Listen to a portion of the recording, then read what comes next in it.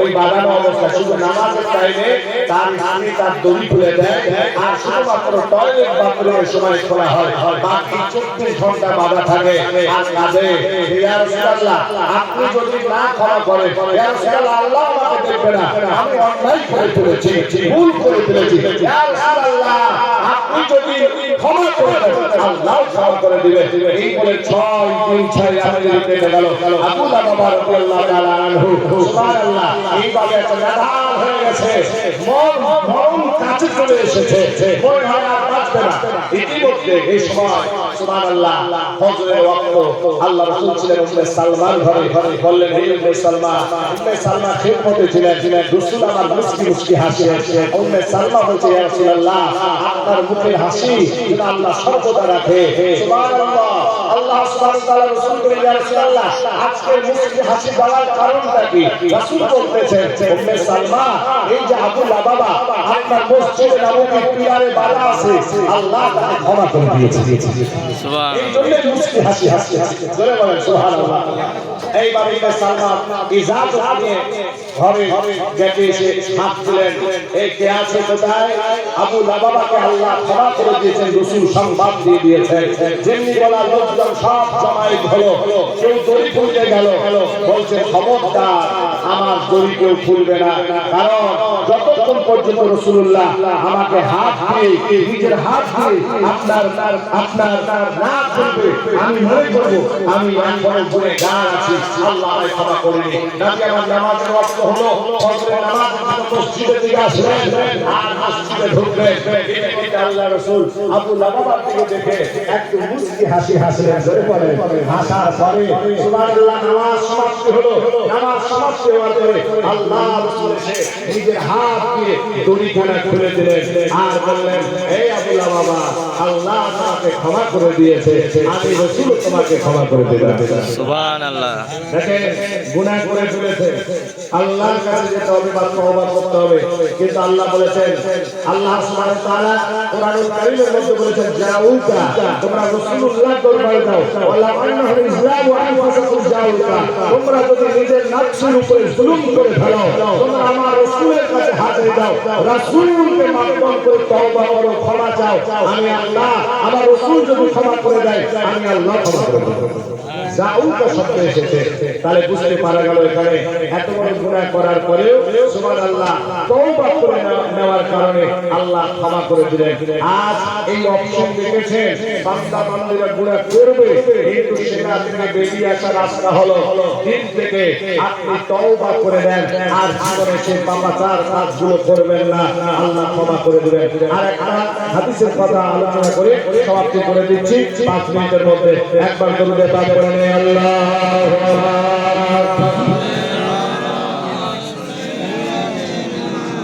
মাওলানা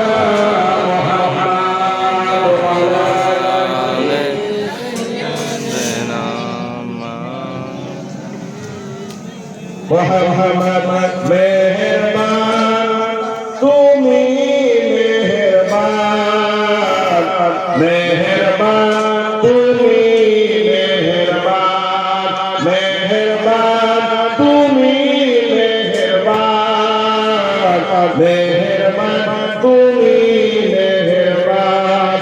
আমি পাপী গুনাহগার, তুমি ছাড়া কে আছে আর ক্ষমা করো ও গো প্রভু, তওবা করি বারে বার ইয়া রহিম রহমান ইয়া করিম মেহেরবান, মেহেরবান তুমি মেহেরবান, মেহেরবান তুমি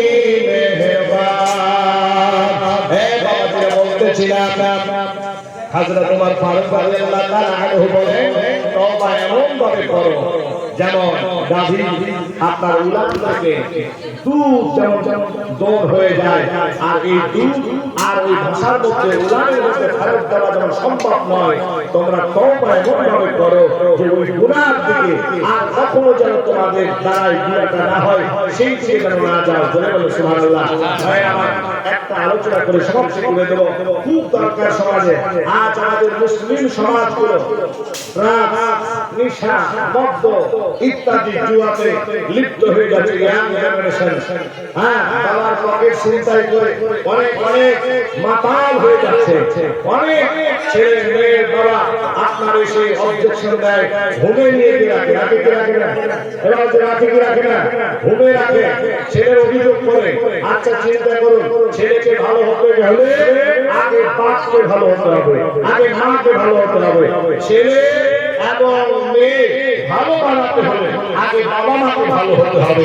বাবা মা যদি ভালো না হয়, বাপ নিশাখোর, বাপ মদখোর, বাপ যদি জুয়াখোর হয়, আপনার ছেলে কেমন ভালো হবে?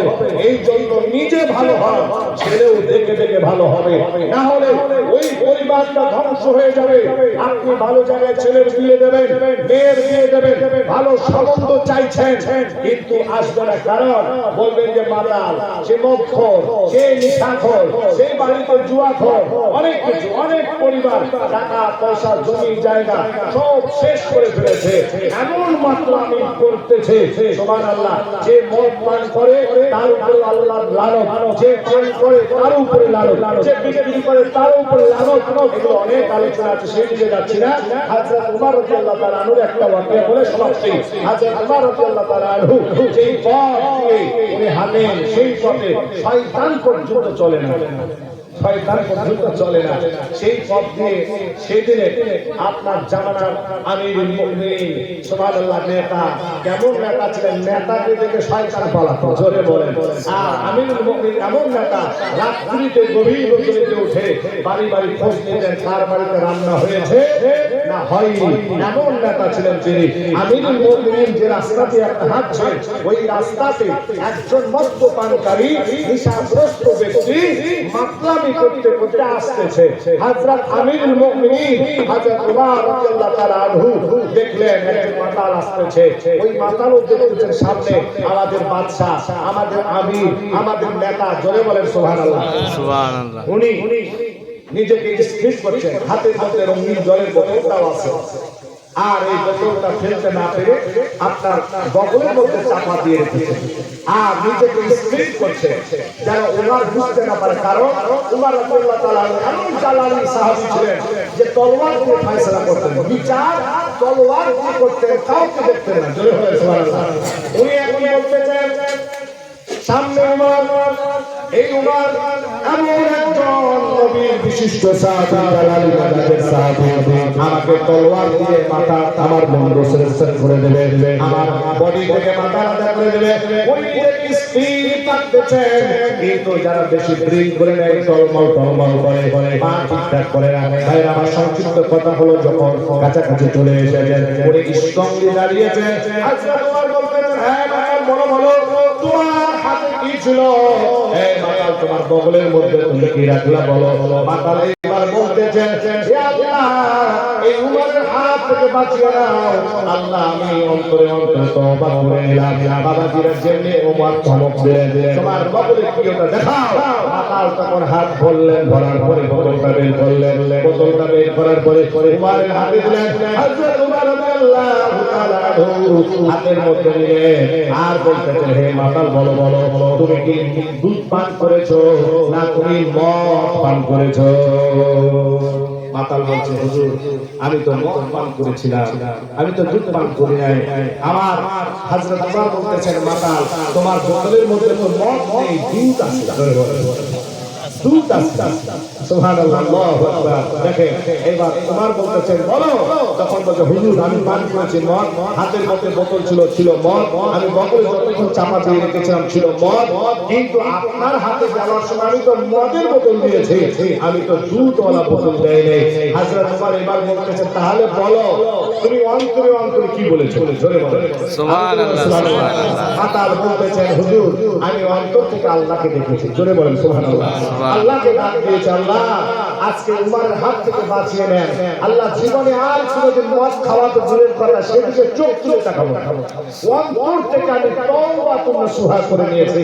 হযরত উমর বলতেছেন, শোনো তাহলে শুনে নাও, যে আল্লাহ তওবা করার কারণে তোমাকে সাহায্য করতে পারে, মদত করতে পারে, বাঁচাতে পারে, আমি উমর তোমাকে মারতে পারি না, তোমাকে আমি মারতে পারি না, আল্লাহ তোমাকে সাহায্য করেছে।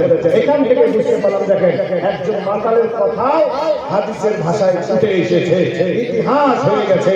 সুবহানাল্লাহ, আরবিদের জন্য এটা পরামর্শমূলক হয়ে এসেছে।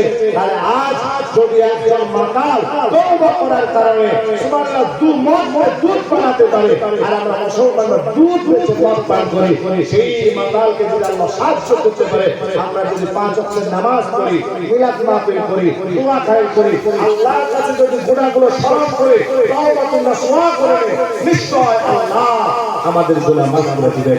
আমি আয়াতে কারিমা তেলাওয়াত করেছিলাম, আল্লাহ সুবহানাহু ওয়া তাআলা বলেন, ইয়া আইয়ুহাল্লাযীনা আমানু তুবু ইলাল্লাহি তাওবাতান নসুহা, হে ঈমানদার বান্দাগণেরা, তোমরা এমন ভাবে তওবা করো যেন আল্লাহর প্রতি এমন ভাবে তওবা করো আগামীর জন্য যেন উপদেশ হয়ে যায়। জোরে বলে, এই জন্য ভাইয়েরা মদ পান করেছেন, গুনাহ করেছেন, আমি কারো নাম বলতেছি না, সংসার সব হয়ে যাচ্ছে, ফ্যামিলির মধ্যে ঝামেলা চলে আসতেছে, অভাব অনটন চলে আসতেছে, আজকেই এই মিলাদ থেকে নসিহত শোনার পরে আপনি কান ধরে আল্লাহর ঘরে বসে বসে তওবা করে নেন, তওবা করে নেন, আল্লাহ বিগত দিনের সব গুনাহগুলো আপনার সব মাফ করে দেন, নেকিতে পরিবর্তন করে দেবেন।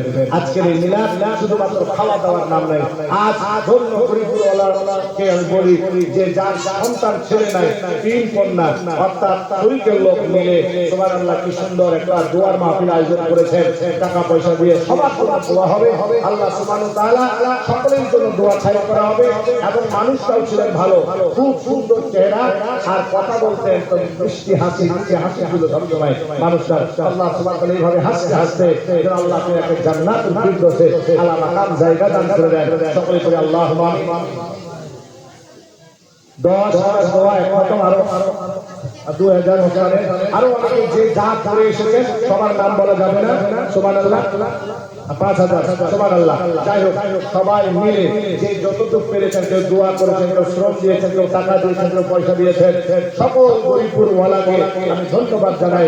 কিন্তু আল্লাহর কাছে আমি একটাই আপনাদেরকে আবেদন করব, আপনারা সব ভালো করেন, আপনাদের ঝুঁকি আছে, উদ্যোগী আছে, সবাই মিলে যদি আমরা 5 ওয়াক্তের নামাজ হয়ে যায়, তাহলে কত সমাজটা ভালো হবে, পাড়াটা ভালো হবে, কত সুনাম হবে। এই জন্য পড়তে সবাইকে হবে, দুনিয়া সবাইকে ছেড়ে যেতে হবে, কিছু নিয়ে যাওয়া যাবে না। যিনি গেছেন তিনি শুধু সাদা কাপড়টা নিয়ে গেছেন, এইরকম আমাদেরকে যেতে হবে। যাওয়ার আগে মুমিন মুসলমান হন, নামাজি হন, ফরজগার হন, আল্লাহ আপনাদেরকে রহমত বরকতে মালামাল করবেন। আল্লাহ সুবহানাহু ওয়া তাআলার কাছে আমরা দোয়া চাই, আপনাদের মাদ্রাসার পাশে মিলাদ মাহফিল যাই করেন তার সাথে সাথে মাদ্রাসাতে অবশ্যই সাদকায়ে জারিয়া করবেন। এটাও কিয়ামত পর্যন্ত সওয়াব পেতেই থাকবে, হতেই থাকবে। আল্লাহ সুবহানাহু ওয়া তাআলার কাছে আমরা দোয়া চাই, আল্লাহ এই বিগত দিন যত মাইয়া মাইয়াটা গরিবপুর দুই গ্রাম থেকে গেছে, আল্লাহ তাদেরকে ক্ষমা করে জান্নাতবাসী করে দাও। আর যারা আজকে এই উদ্যোগটা নিয়েছেন এই মাহফিলে, আল্লাহ তাদের গুনাহ খাতা মাফ করে দাও। কাউরি বড় বাবা হয়, কাউরি চাচা হয়, কাউরি বাবা হয়, কাউরি আপনার বিভিন্ন সম্পর্ক জড়িয়ে আছে, আল্লাহ সকলের হাজরি, সকলের আমিন আল্লাহ যেন কবুল করে, সকলের আল্লাহুম্মা আমিন। ওয়া আখিরু দাওয়ানা আলহামদুলিল্লাহি রাব্বিল আলামিন। উঠিও মুমিন ও